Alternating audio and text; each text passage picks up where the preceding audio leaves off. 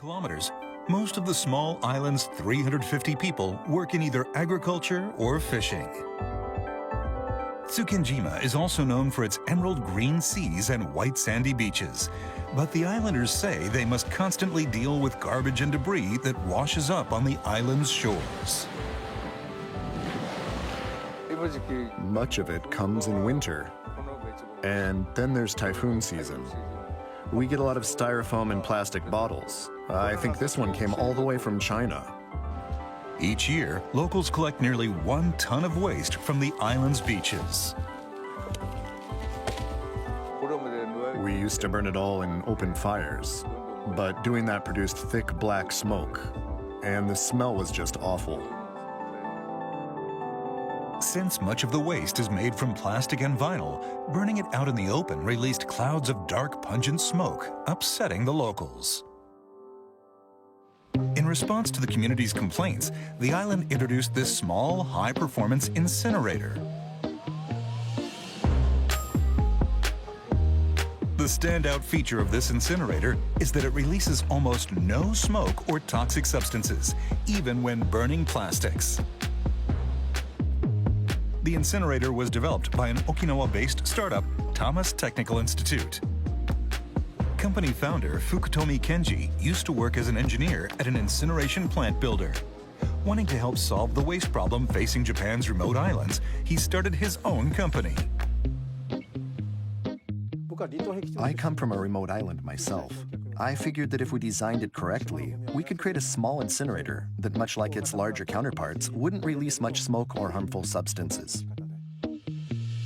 Fukutomi's incinerator boasts high combustion performance and can reach temperatures well beyond 800 degrees Celsius or 1,472 Fahrenheit. This allows it to pyrolyze or thermally decompose hazardous substances such as dioxin, reducing them to 2% of the legal limit. The biggest challenge he faced during the development process was figuring out how to suppress the generation of smoke. And the solution came to him when he found it difficult to breathe while taking a hot bath.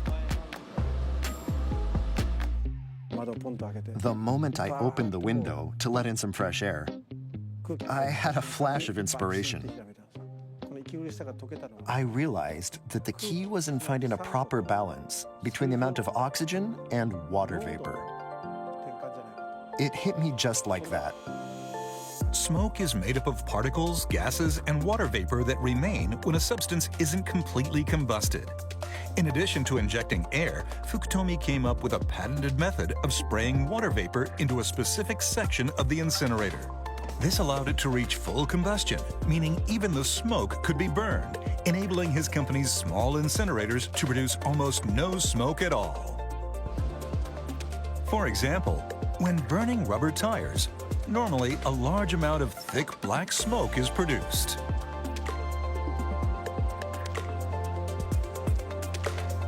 But when the switch to spray in water vapor is flipped, the smoke disappears almost instantly.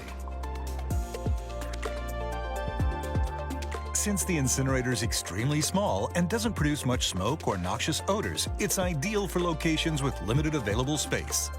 To date, more than 160 businesses and local governments have installed the incinerators, with the majority of them being located on remote islands.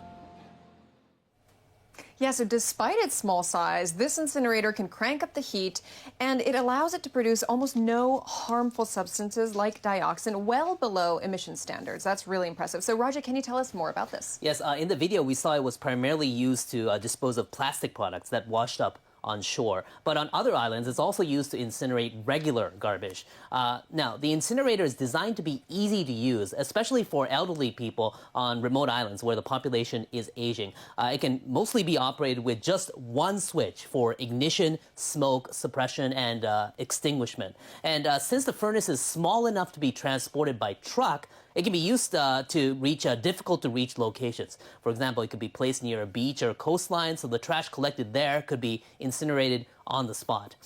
Recently, Fukutomi's incinerators have been introduced in other countries with inhabited remote islands, such as Indonesia and the Maldives. Wow, that's very impressive. So what do you make of these incinerators? I think it's really impressive that something so small can match some of the capabilities of a larger plant.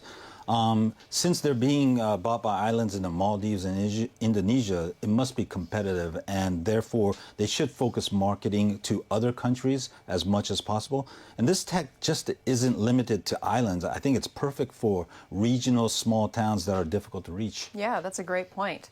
Well, another major